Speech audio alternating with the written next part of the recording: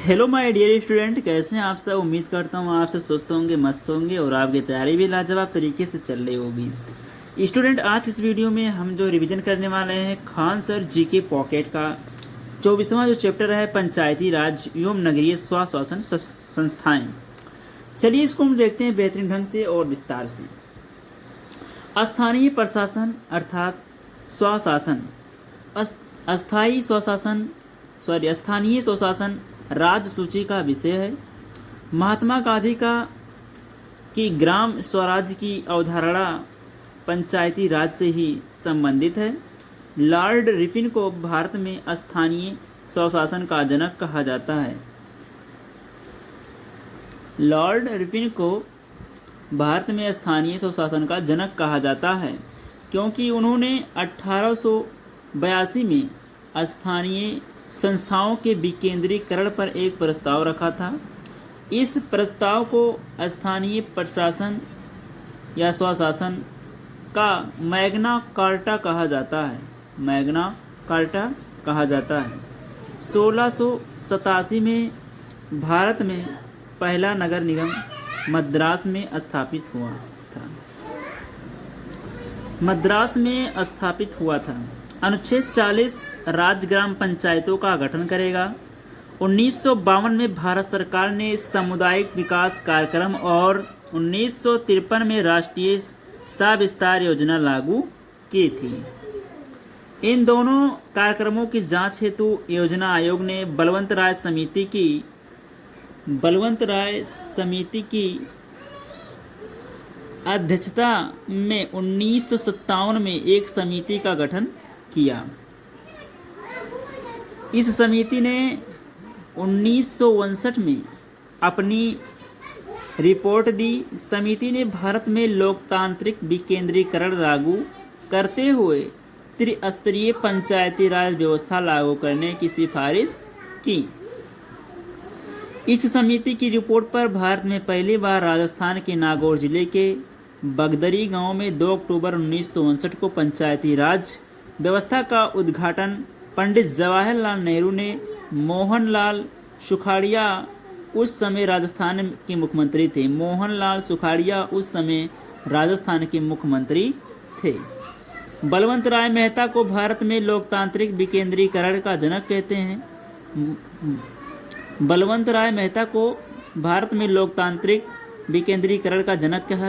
हैं। 11 अक्टूबर 1959 को आंध्र प्रदेश भारत का दूसरा राज्य बना, जहां संपूर्ण राज्य में पंचायती राज में संस्थाओं की स्थापना की। महात्मा गांधी भारत की आत्मा गांव में बसती है, इसलिए गांव को आत्मनिर्भर बनाइए। पंडित जवाहरलाल नेहरू, ये चाहे हजारों गलतियां करें, उन्हें अधिकार दीजिए। 1977 में मोरारजी देसाई सरकार द्वारा अशोक मेहता की अध्यक्षता में एक समिति का गठन किया गया। इस समिति ने द्विस्तरीय पंचायती राज संस्थाओं की बात कही, लेकिन इनकी सिफारिशें कभी लागू नहीं हो सकी। 1986 में राजीव गांधी सरकार द्वारा लक्ष्मीमल सिंघवी की अध्यक्षता में एक समिति का गठन किया गया। इस समिति ने पहली बार पंचायती राज संस्थाओं की संवैधानिक मान्यता देने की बात कही। इस समिति ने ग्राम सभा को बिना जड़ की घास की संज्ञा दी। राजीव गांधी सरकार द्वारा 1989 में 64वां संविधान संशोधन विधेयक संसद में रखा गया, लेकिन विधेयक को पारित करने से पूर्व ही इस सरकार का कार्यकाल पूरा हो गया। 73वें संविधान संशोधन अधिनियम 1992 के द्वारा इन संस्थाओं को संवैधानिक मान्यता दी जाती है। यह अधिनियम संपूर्ण भारत में 24 अप्रैल 1993 को लागू हुआ। इस कारण से 24 अप्रैल को पंचायती राज दिवस के रूप में मनाया जाता है। 73वें संविधान संशोधन के अनुरूप चुनाव करवाने वाला पहला राज्य कर्नाटक था।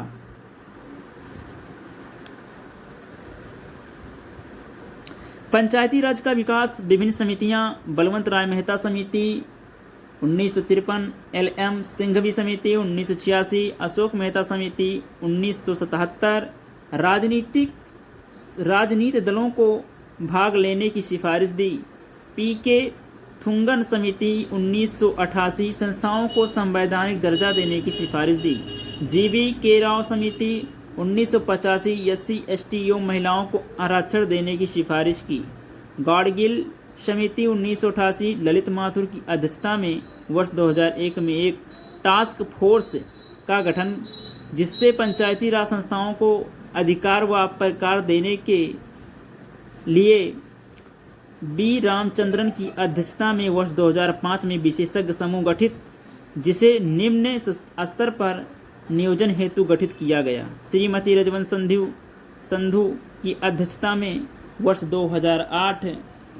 2008 में जिला स्तर पर नियोजन की नियमावली बनाने के लिए कार्यदल है। बी रामचंद्रन की अध्यक्षता में वर्ष 2010 में गठित समिति का संबंध जिला ग्रामीण एजेंसी का पुनर्गठन से संबंध है। मणिशंकर अय्यर की अध्यक्षता में वर्ष 2012 में गठित समिति का संबंध पंचायतों का उत्तोलन करने से है, ताकि सेवाएं व आम वस्तुएं आसानी से पहुंचाई जा सके। 73वां संविधान संशोधन अधिनियम 1992, इसके द्वारा पंचायतों को संवैधानिक दर्जा दिया गया तथा संविधान में एक नई सूची 11वीं सूची जोड़ी गई, जिसमें पंचायतों हेतु 29 विषय रखे गए। इस अधिनियम द्वारा संविधान में भाग 9 जोड़ा गया, जो पंचायतों से संबंधित है। इस अधिनियम के उपबंधों के अनुसार राज्य सरकारें पंचायती राज पद्धति अपनाने के लिए संवैधानिक रूप से बाध्य हैं। इस अधिनियम के प्रावधानों को 2 भागों में बांटा जा सकता है, स्वैच्छिक तथा अनिवार्य प्रावधान। यह अधिनियम प्रतिवर्ष लोकतंत्र को भागीदारी लोकतंत्र में परिवर्तित कर जमीनी स्तर पर लोकतंत्र की संकल्पना को मजबूत बनाता है।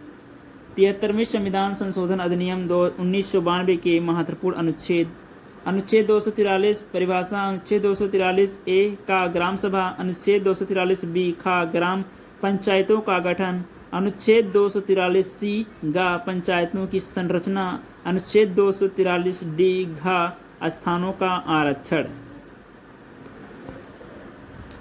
अनुच्छेद 243 ई अड़ा पंचायतों की अवधि, अनुच्छेद 243 एफ चा सदस्यों की अयोग्यता। यदि किसी सदस्य को विधानमंडल के चुनाव के लिए अयोग्य घोषित किया है तो वह पंचायत चुनाव के लिए अयोग्य होगा।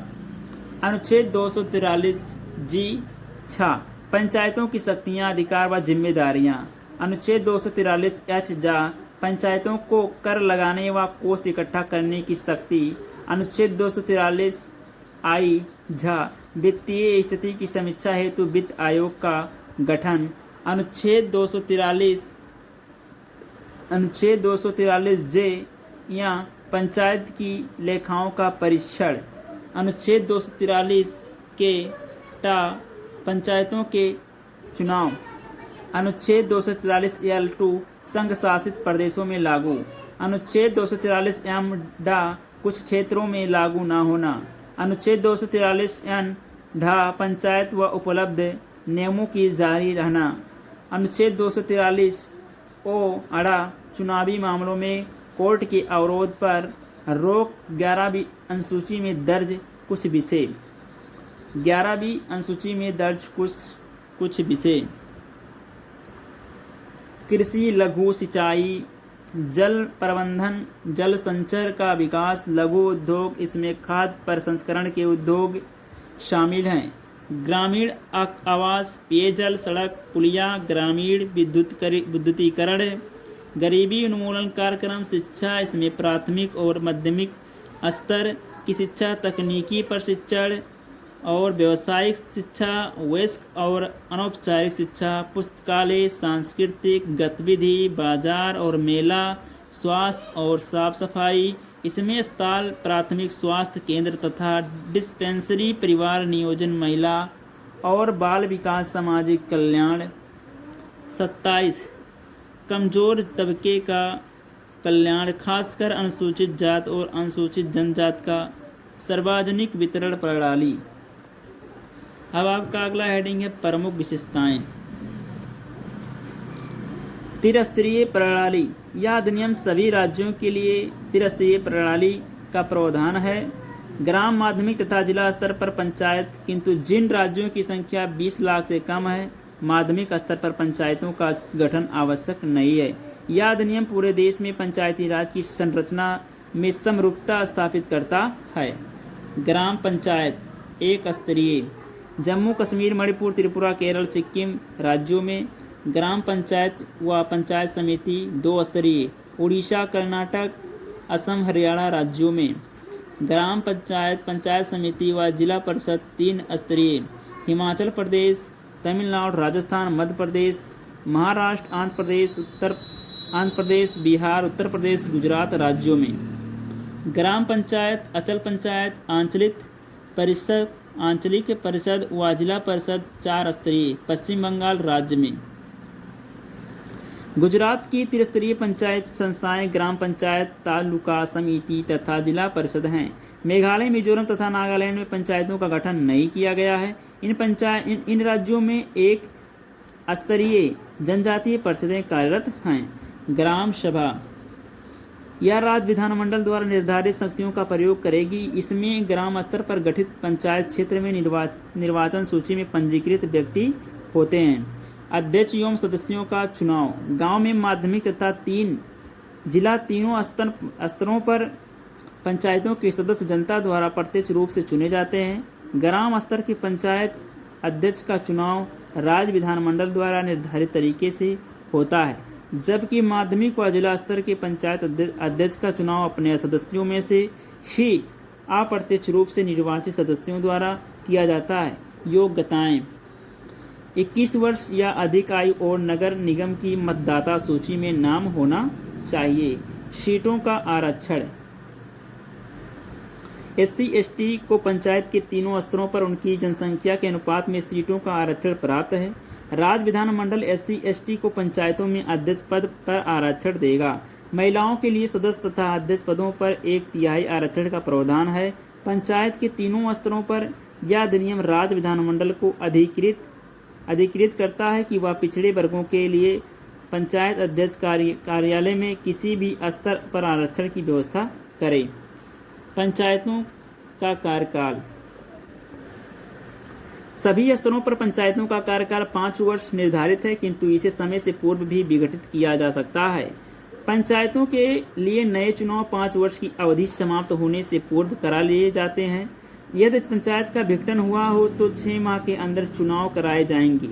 यदि पंचायत का विघटन भंग हुआ है तो नई पुनर्गठित पंचायत शेष अवधि के लिए कार्य करेगी, न कि 5 वर्ष के लिए। पंचायती राज का सदस्य बनने के लिए आवश्यक है कि व्यक्ति 21 वर्ष की आयु पूरी कर चुका हो। राज्य निर्वाचन आयोग, पंचायतों के चुनाव की जिम्मेदारी राज्य निर्वाचन आयोग 243 की होती है। वह चुनावी प्रक्रिया की तैयारी की देखरेख, निर्देशन तथा नियंत्रण करता है। यो मतदाता सूची तैयार करने में भूमिका निभाता है। 1966 का पेशा अधिनियम विस्तार अधिनियम भूरिया समिति की सिफारिशों के आधार पर दिसंबर 1996 में संसद में पंचायत उपबंध विधेयक अनुसूचित क्षेत्रों का विस्तार पारित किया गया। 1996 का पेशा विस्तार अधिनियम पंचायतों से संबंधित संविधान के भाग 9 में 5वीं अनुसूची में वर्णित क्षेत्रों पर लागू होता है। वर्तमान 2014 में भारत में 10 राज्यों में अनुसूचित क्षेत्र घोषित कर पेशा प्रभावित किया गया है। ये क्षेत्र हैं तेलंगाना, सीमांध्र, झारखंड, छत्तीसगढ़, गुजरात, हिमाचल प्रदेश, मध्य प्रदेश, महाराष्ट्र, उड़ीसा और राजस्थान। इनको 10 आदिवासी क्षेत्रों में बांटा गया है जो 4 राज्यों में स्थित है। असम 3, मेघालय 3, त्रिपुरा 1 और मिजोरम 3 स्वायत्त जिले हैं। इस प्रावधान के अंतर्गत संसद ने पंचायत के प्रावधान अनुसूचित क्षेत्रों तक विस्तारित अधिनियम 1996 पारित किया, जिसे पेशा एक्ट अथवा विस्तार अधिनियम कहा जाता है। पंचायती राज पर अध्ययन दल एवं समितियां, अध्ययन दल, समिति वर्ष और अध्यक्ष। पंचायत सांख्यिकी की यांत्रिकीकरण समिति 1959 B.R. राव। पंचायत एवं सहकारी समितियों का कार्यदल 1961 S.B. मिश्रा। पंचायती राज प्रशासन पर अध्ययन दल 1961 बी ईश्वरन। पंचायती राज प्रशासन पर अध्ययन दल 1961 बी ईश्वरन। न्याय पंचायतों पर अध्ययन दल 1962 जी आर राजगोपाल। बजट एवं लेखा प्रक्रिया पर अध्ययन दल 1963 एम रमाकृष्णैया। पंचायती राज वित्त पर अध्ययन दल 1963 के स्थानम। पंचायती राज चुनाव समिति 1965 के संथानम। अंकेक्षण एवं लेखा अध्ययन दल 1966 आर के खन्ना। पंचायती राज प्रशिक्षण समिति 1966 जी रामाचंद्रन। सामुदायिक विकास एजेंसियों तथा पंचायती राज संबंधों का अध्ययन 1969 बी रामानाथन। सामुदायिक विकास कार्यदल 1972 एन रामाकृष्णैया। सामुदायिक विकास एवं पंचायती राज समिति 1976 श्रीमती दया चौबे। नगर निकाय 74वां संशोधन अधिनियम 1992। इस अधिनियम द्वारा संविधान में एक नया भाग 9 का तथा अनुच्छेद 243 ता पी से 243 या 6 ZG तक 18 नए अनुच्छेद तथा 12वीं अनुसूची जोड़कर नगर पालिका को संवैधानिक दर्जा प्रदान किया गया। संवैधानिक दर्जा प्राप्त होने के बाद राज्य सरकारें नगर पालिका पद्धति को अपनाने के लिए संवैधानिक रूप से बाध्य हैं। नगर पालिकाओं का गठन। प्रत्येक राज्य में 3 प्रकार की नगर पालिकाएं होंगी। पहला, नगर पंचायत, ऐसे क्षेत्रों में जो ग्रामीण से शहरी क्षेत्रों में परिवर्तित हो रहे हैं। दूसरा, नगर परिषद, छोटे शहरी क्षेत्रों के लिए। और तीसरा, नगर निगम, बड़े शहरी क्षेत्रों के लिए। नगर निगम 5 लाख से अधिक जनसंख्या वाले बड़े नगरों के लिए नगर निगमों की स्थापना की जाएगी। यह शहरी स्थानीय शासन की सर्वोच्च संस्था है। नगर निगम के अध्यक्ष को मेयर या महापौर कहते हैं। नगर निगम के प्रशासनिक अधिकारी को आयुक्त या कमिश्नर कहते हैं। योग्यताएं: 21 वर्ष या अधिक आयु और नगर निगम की मतदाता सूची में नाम होना चाहिए। शपथ: मेयर को जिला कलेक्ट्रेट द्वारा पद की शपथ दिलाई जाती है। त्यागपत्र: मेयर अपना त्यागपत्र संभागीय आयुक्त को देता है। हटाना: मेयर को अविश्वास प्रस्ताव द्वारा हटाया जा सकता है। अविश्वास प्रस्ताव 2 वर्ष से पूर्व नहीं लाया जा सकता है। इस प्रस्ताव के गिर जाने पर अगला प्रस्ताव तीसरे वर्ष साधारण बहुमत से लाया जा सकता है। 5 वर्ष के कार्यकाल में अधिकतम 3 बार अविश्वास प्रस्ताव लाया जा सकता है। आय के स्रोत: पहला, राज्य सरकार द्वारा दिए जाने वाला अनुदान आय का स्रोत है। दूसरा, राज्य सरकार द्वारा दिए जाने वाले ऋण शामिल हैं। तीसरा, विभिन्न प्रकार के कर, शुल्क, जुर्माने और भूखंडों के लीज में दिए जाने से प्राप्त राशि। नगर निगम के कार्य: नागरिक सुविधाओं का विस्तार करना, नगरीय सौंदर्यीकरण, सड़कों व पुलों का रख रखाव, जन्म मृत्यु पंजीकरण आदि। नगर परिषदें: 1 लाख से 5 लाख तक आबादी वाले नगरों में नगरपालिका परिषदें स्थापित की जाएगी। नगर परिषद के अध्यक्ष को सभापति कहते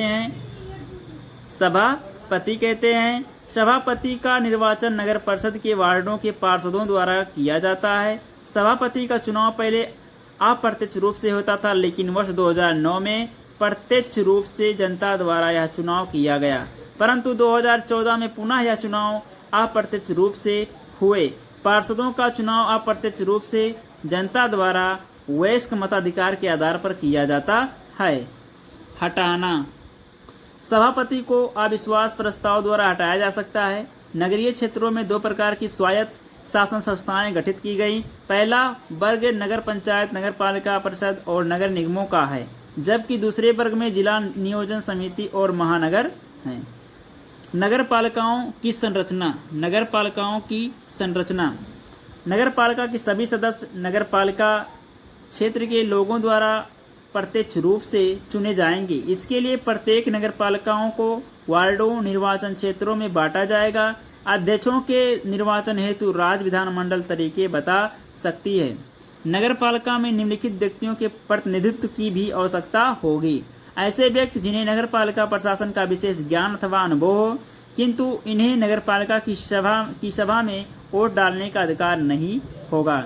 ऐसे निर्वाचन क्षेत्रों का प्रतिनिधित्व करने वाले लोकसभा या राज्य विधानसभा के सदस्य जिनमें नगर पालिका का पूर्ण या आसन्नता क्षेत्र आता है। नगर पालिका क्षेत्र में मतदाता के रूप में पंजीकृत राज्यसभा व विधान परिषद के सदस्य, समिति के अध्यक्ष, वार्ड समितियों के अतिरिक्त वार्ड समितियां, राज्य विधानमंडल वार्ड समितियों की संरचना, क्षेत्र व पदों को भरने के संबंध में, साथ ही समिति की बनावट के लिए भी उपबंध बना सकती है। 3 लाख या अधिक जनसंख्या वाली नगरपालिका क्षेत्र के अंतर्गत एक अथवा अधिक वार्डों को मिलाकर एक वार्ड समिति होगी। पदों का आरक्षण, SC ST को उनकी जनसंख्या के अनुपात में, जबकि महिलाओं को कुल स्थानों का 1/3 आरक्षण प्राप्त होगा। अध्यक्ष पद SC ST तथा महिलाओं को आरक्षण प्रदान करने हेतु राज्य विधानमंडल विधि निर्धारित कर सकता है तथा यह अध्यक्ष पद हेतु पिछड़े जातियों के आरक्षण के लिए भी उपबंध बना सकता है। नगर पालिकाओं का कार्यकाल,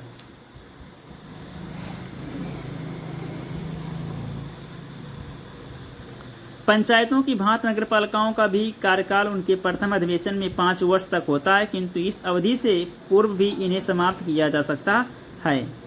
नगर पालिका की अवधि 5 वर्ष समाप्त होने से पूर्व ही इसके गठन हेतु चुनाव करा लेना चाहिए, किंतु यदि नगर पालिका का विघटन हुआ तो विघटन के 6 माह के भीतर चुनाव करा लेना चाहिए।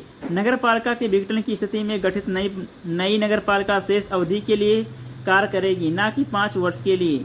यदि शेष अवधि 6 माह से कम हो तो उस अवधि के लिए नई नगर पालिका के किसी चुनाव की आवश्यकता नहीं। निर्हरताएं अर्थात अयोग्यताएं, नगर पालिका के लिए चुने हुए सदस्य निम्नलिखित परिस्थितियों में अयोग्य घोषित किए जा सकते हैं। पहला, संबद्ध राज्य विधानमंडल के निर्वाचन के प्रयोजन हेतु प्रचलित किसी विधि के तहत अयोग्य पाए जाने पर। दूसरा पॉइंट इसमें, राज्य विधानमंडल द्वारा निर्मित किसी विधि के अधीन अयोग्य पाए जाने पर, किंतु किसी व्यक्ति को इस आधार पर अयोग्य घोषित नहीं किया जा सकता है कि वह 25 वर्ष से कम आयु का है, यदि उसने 21 वर्ष की आयु पूरी कर ली है। ध्यातव्य है कि अयोग्यता संबंधी सभी विवाद राज्य विधान द्वारा नियुक्त अधिकारियों के समक्ष पेश किया जाता है। राज्य वित्त आयोग, नगर पालिकाओं के लिए गठित वित्त आयोग 243 प्रत्येक 5 वर्ष में नगर पालिकाओं की वित्तीय स्थिति का पुनर्विलोकन करता है तथा इस संबंध में राज्यपाल को अपनी सिफारिशें देता है, जो इस प्रकार हैं। राज्य सरकार द्वारा एकत्रित कुल करों, चुंगी, मार्ग कर एवं संग्रहित शुल्कों का राज्य व नगर पालिकाओं के बीच बंटवारा। उन करों, चुंगी, पथकार और शुल्कों का निर्धारण जो कि नगर पालिकाओं को सौंपे जा सकते हैं। राज्य की संचित निधि से नगर पालिकाओं को सहायता अनुदान देना। नगर पालिकाओं की वित्तीय स्थिति में सुधार के लिए आवश्यक उपाय सुझाना। राज्यपाल द्वारा नगर पालिकाओं के मजबूत वित्तीय स्थिति के आयोग को दिए गए मामले। वित्त आयोग की सिफारिशों और कार्यवाही रिपोर्ट को राज्यपाल राज्य विधानमंडल के समक्ष प्रस्तुत करेगा। केंद्रीय वित्त आयोग राज्य वित्त आयोग की सिफारिश पर नगर पालिकाओं हेतु राज्य की संचित निधि में वृद्धि के लिए उपाय सुझा सकता है। जिला योजना समिति, अनुच्छेद 243(j)(d) के अनुसार प्रत्येक राज्य जिला स्तर पर एक जिला योजना समिति का गठन करेगा, जो जिले में पंचायतों और नगर पालिकाओं द्वारा बनाई गई योजनाओं को संगठित करेगी तथा पूरे जिले के लिए एक विकास योजना का प्रारूप तैयार करेगी। जिला योजना समिति की संरचना समितियों में स्थानों के भरे जाने व उसके अध्यक्ष चुने जाने के तरीके तथा उसके कार्यों आदि के बारे में उपबंध करने का अधिकार राज्य विधानमंडल का होगा।